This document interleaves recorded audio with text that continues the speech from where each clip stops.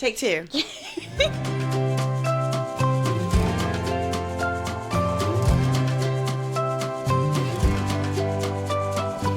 Welcome to the While You Grow podcast with Dr. Courtney Addison and me, Addison Powell, where we will dive into all things pediatrics, occupational therapy, and other important topics around children and development. So, if you are a parent, occupational therapist, student, or just want to learn more about occupational therapy and pediatrics in general, then keep listening.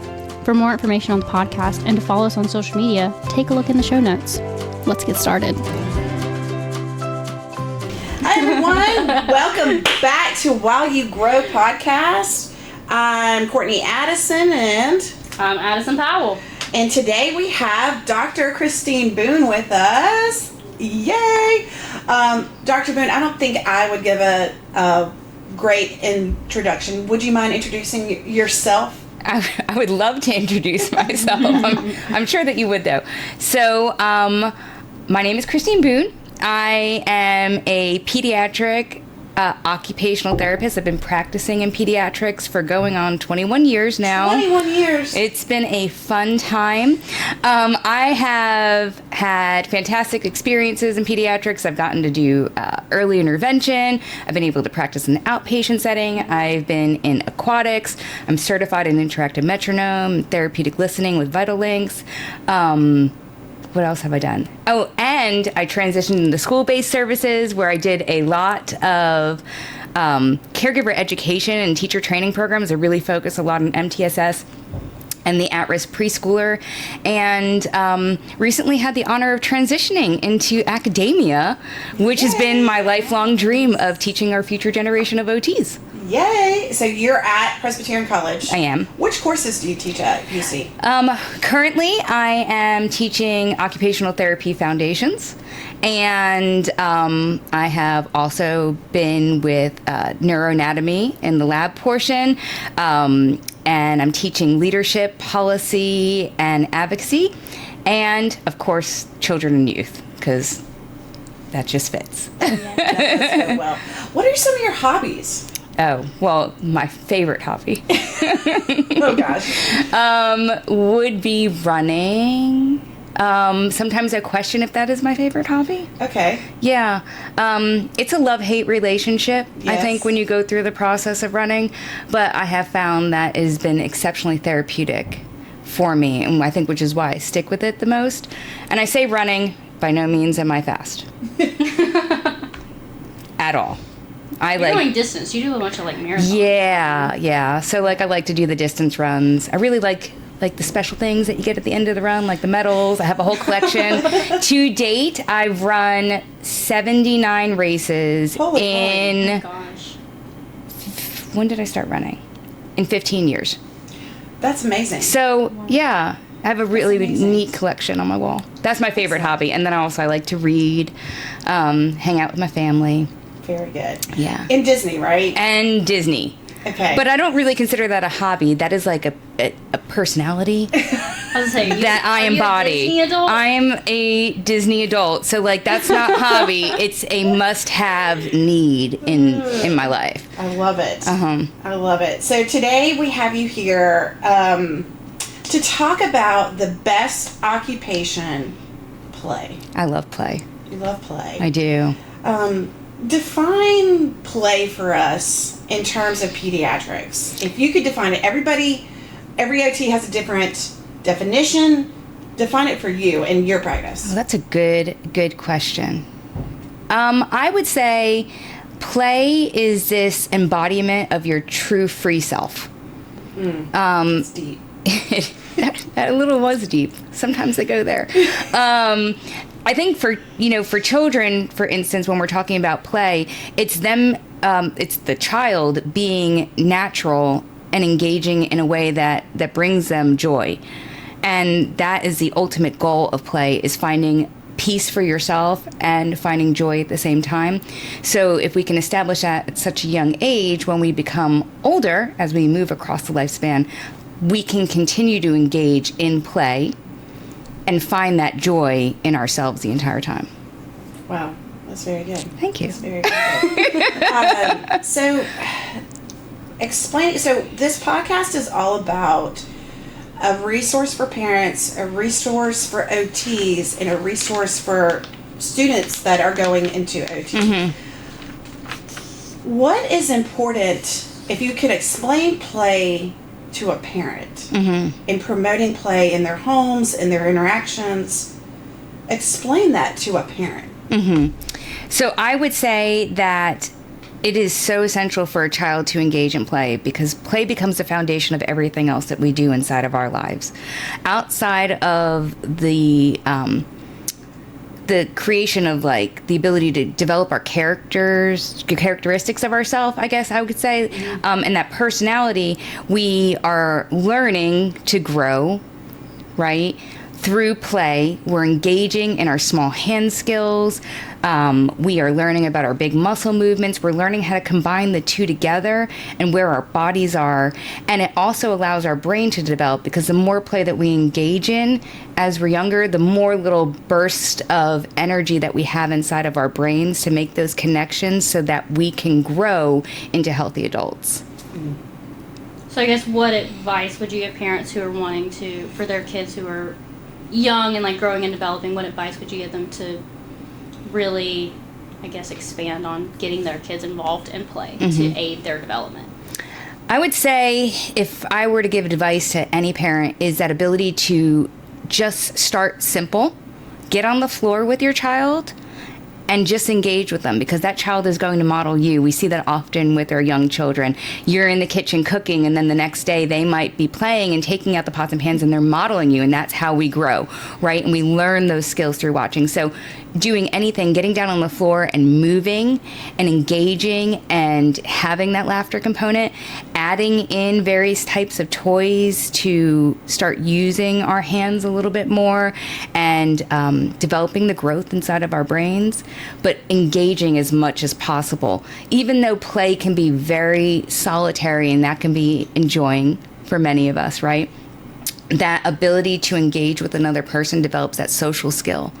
And also for our young children, that's how we learn through communication. And we learn how to appropriately engage with others, how to share, how to accept winning and or losing if we're playing in a healthy manner, right? Where our bodies are in relationship to other people. So we're learning that through those basic components of being in play on the floor. And even with infants, where there's a lot of just by yourself play and that exploratory play, like I'm a baby, I'm laying on my back, I'm using my hands and I'm grabbing my feet, and it's super enjoyable. And then as that baby goes through development, they're on their bellies and you're in front of them and you're engaging, and that baby's watching your mouth.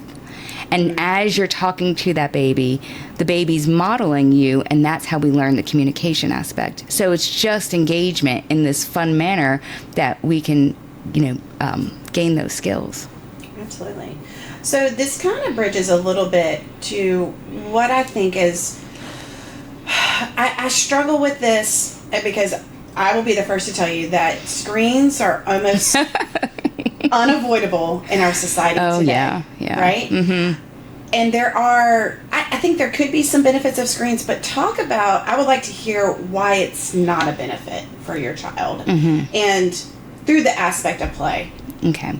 So there is such a soapbox that I like to go on. I won't go on my soapbox because I feel like we would be here. That's another podcast called Christine's Soapboxes. Please subscribe to her whenever it comes out. It would be like an hour and a half long probably, or longer, because it just depends on how I'm feeling. Hold on one second.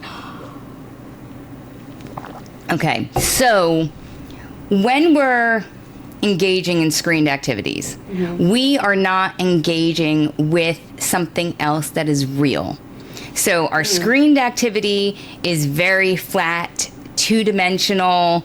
It's nothing that can be felt. It is heard. It is processed. It is seen, but it is not real, right? And so when we're engaging with screens, I think the best or the easiest way to explain when we give a child a screened activity is they go straight up into 6 inches away from the face, or even closer, right? I know that I have teenagers, and trying to tell them about not screen time is a fun time for me. But I watch my teenagers laying on the couch with their small little tiny phones right there up at their face, and I was like, that's so bad for your eyes, but they're teenagers, and that's okay. That's another soapbox. That's a whole nother soapbox. But for our younger ones, they take that iPad or the tablet and they hold it about 6 inches away from their face. So at a very young age, our ocular motor skills are just developing, right? And so you have a screen, it comes up close to the face, and it's very colorful. And like most screen time activities, it's very short clips that the child starts learning how to engage with. So now we're not touching, right, that less than 30 seconds, and then it's on to the next thing. That goes along with the soapbox. So we have the screen that's 6 inches away from the face with the bright colors and the sound that we're processing. And then we're missing out on the touch component and that ability to engage with our hands, right? We're missing out on a smell component or a taste component because, our young infants, we explore through, oral seeking skills as well. And we're taking away a lot of those senses. And then what happens with those shorts, essentially, is that it gives you a little burst of engagement and then it switches to something else. So now we're training our brain to only be able to sustain attention to a task, we'll say, for 30 seconds before you need another lift, that little euphoric experience that the next short gives you, right? Yeah. And so what happens when we engage in too much screen time, and again, this is just Dr. Christine Boone talking, trying not to go in the soapbox, is that we're shortening our attention span to engage with other real life objects. So we've taken out a bunch of motor skills when we're looking at screen time. We are decreasing our ability to engage with others, so we're losing a whole social aspect because it is just one-sided. Even with our really fantastic preschool activities that are online, they're just one-sided. The child is learning from them, but there's no engagement back to see if it's correct. So there's a lack of feedback for the correction.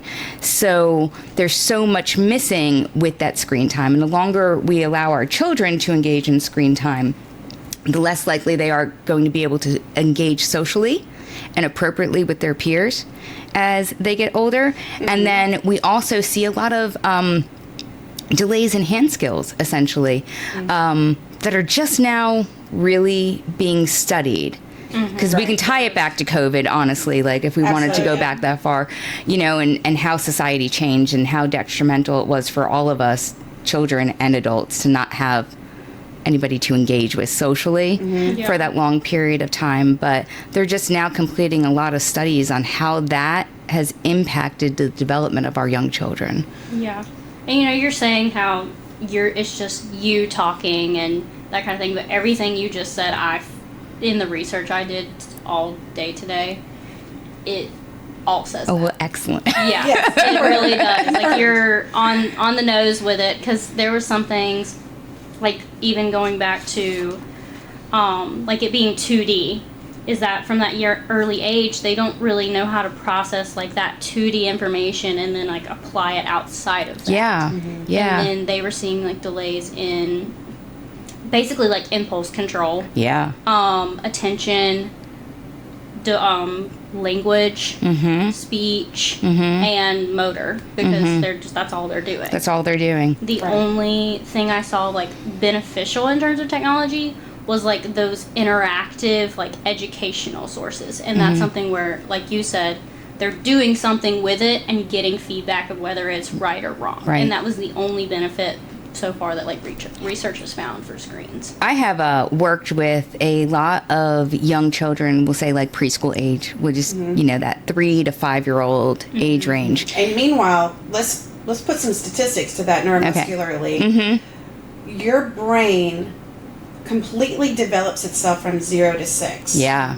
That's the biggest growth of brains in your entire life. Yeah. So if you think about that 3 to 4 age, let's put that into perspective too. Yeah. Absolutely, because that's when we're going to say the big word, neuroplasticity.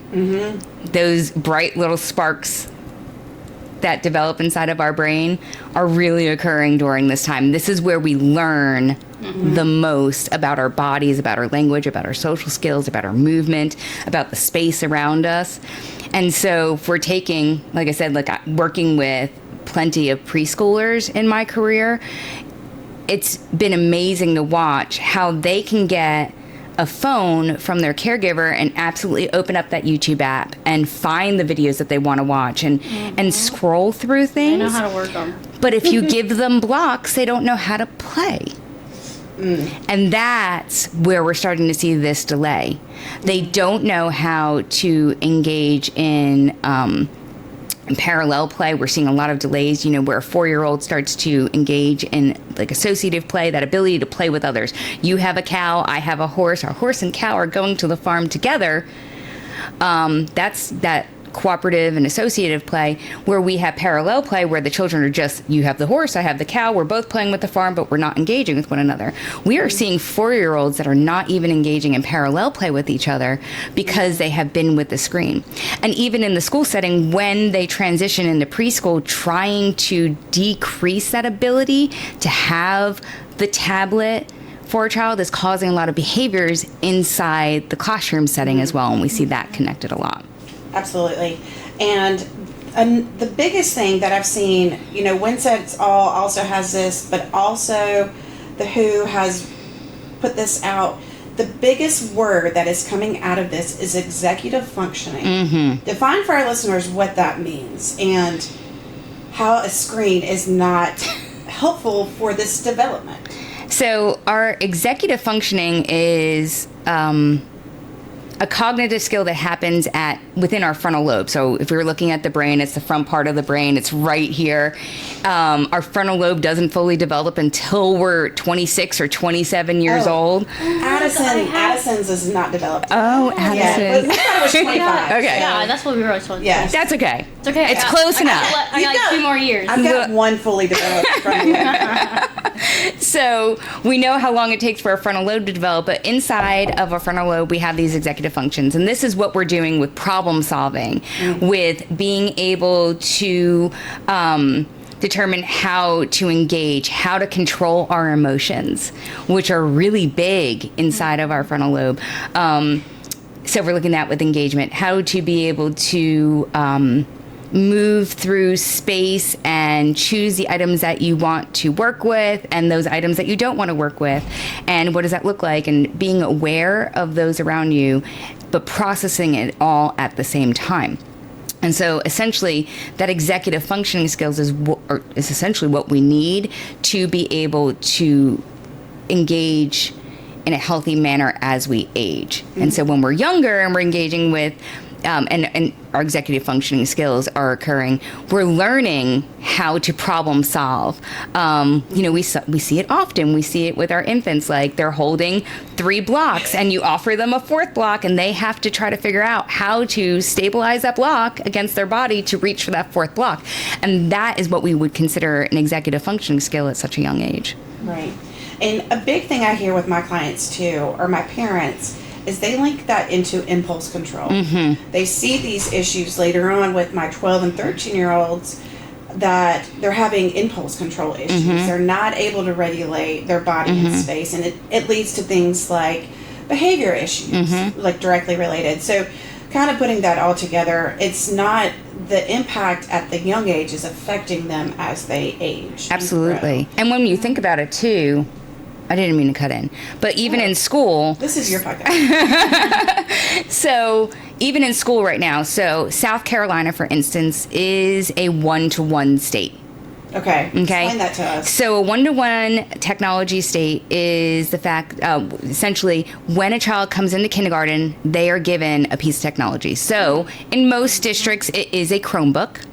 And they have that Chromebook and they are learning how to engage with that Chromebook at 5 or 6 years old. So whenever you come into kindergarten, okay? And they are 1-to-1 all the way through high school.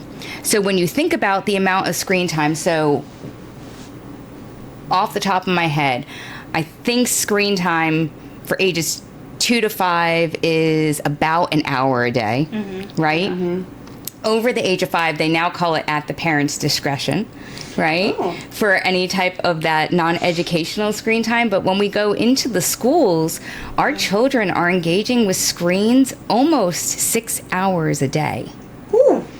And it becomes more as they get older. Right. And so not only are we engaging in screen time at home, but now we have to take in what does screen time look like in school at the same time. Because our young kindergartners are taking their essentially state testing. They don't have formal state testing, but there's different types of testing that you take in school. Right. And they're utilizing their computer. And developmentally, our little fingers aren't quite there yet. And we're kind of moving that along a little bit. A whole nother soapbox. Yeah, I mean, in my school, we didn't get Chromebooks. I would think I was in like 10th or 11th grade, because that was when they started to kind of pick up. And the fact that now they're giving kindergartners that is insane. Back in my day, they used to roll in a TV and a VCR. I remember that too. And they rolled it in and you got it like once a week. You know, so it's this is really, really interesting. And I don't think parents really realize that their kids are on the screens for 6 hours a day. It's just crazy. It's crazy. It's something to really consider when especially as they go into school. It's something to really consider. Like, what does that look like? Because our brains are constant, and that's the way that they learn. So if they're not even on a screen in front of them, such as a Chromebook, they have a smart board. Yes. And we're engaging in smart board activities. And again, all of that is wonderful. I have used that throughout my school-based practice. I engage with the smart board. It can be very interactive and a fantastic learning experience. But at the same time, what does after school look like? Yeah. You know, and that ability to play, because we're making that shift in occupations, even though play is still very apparent in elementary school. As the children get older, play becomes less important. Yeah. Right? And then they're just engaging in their primary enjoyment, like teenagers, with their phone. Yeah. Right. Instead of getting up and moving. Oh, yeah. Moving their bodies. And now I see kids at like 8 getting a cell phone. They have a nicer phone than I do. Oh, yeah. Yeah. And then you start exposing them to social media. Yeah. And bullying and all of that. Yeah. And by no means is this podcast trying to judge those parents that give, because there's different reasons for different things, you know, with different households. But it's just, I want this podcast to be just an enlightening on what the impact of it is, because it doesn't come with that disclaimer on those phones. Hey, this is going to cause your child X, Y, and Z. Like, but you know, later looking down the road when all these longitudinal studies hopefully can be conducted, like what are those long-term impacts going to be? Absolutely. We see some short-term impacts, especially after COVID. I want to give a little statistic, Christine, that you probably are aware of, but during COVID, 100% of parents reported changes in interaction with their peers. What does that mean to you? After COVID, 100% of parents that were surveyed in this study said that their child was different when interacting with peers after COVID. Well, when COVID happened, we ripped any type of normalcy away from our children and from ourselves too, and it happened real fast. I remember, it's here. And then that was like on a Saturday. They said and 2 weeks. It was going to be 2 weeks. We closed down for 2 weeks, and 2 weeks turned into 3 weeks, and 3 weeks turned into 4 weeks. And we ripped that normalcy and that structure of going to school and going to work and engaging with others away because we didn't know. And none of us knew what COVID meant for society at that point. And we think about that. Gosh, what was that, like March 13th? I feel like. Yeah. I mean, it's right around there. Friday the 13th. I was in college, and our spring break was coming up, and they're like, your spring break's going to be 2 weeks now. Yeah. And then it got, like you said, pushed back. And then it was September. Yeah. Before we went back to school. We all went back to work and school right after Labor Day. And we took that away. And so we took that structure and normalcy and we put this additional stress. It's scary to go outside. It's scary to engage with others. And then the stressors that came along with COVID, we saw a lot of socioeconomic changes at that time.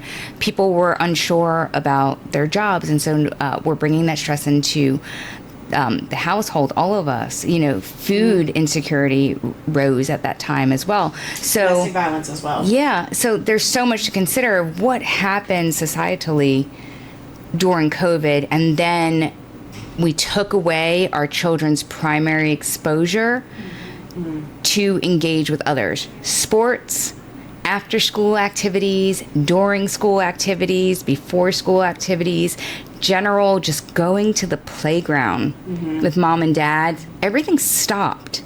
So we lost months, and for some states, years of play during that time. I know. Yeah, it was for older, like adults and that kind of thing. You kind of just adapted, but then for the little kid, like you said, is developing and trying to learn in a world that is not typical. You could just and for all of us, impacts them. My children were younger during that time, and we had to adapt in our household as well, and that was really challenging. And I think our kiddos really needed to see other children and other people besides their parents or whoever was staying with you. They brought in like the online learning. Right. Like now we have e-learning. So then if it snows or something like that, they're like, okay, we have an e-learning day. And they're really quick to use that now. Whereas before, we didn't know how, we were still navigating how to do that. And Zoom and everything. Yeah. And parents became teachers, which was very interesting. Yeah, that was another stressor on our parents too. Yes, a lot of stresses. So a lot of that, I think, came into play when COVID occurred. And then I think the biggest thing that we lost was play itself as the occupation.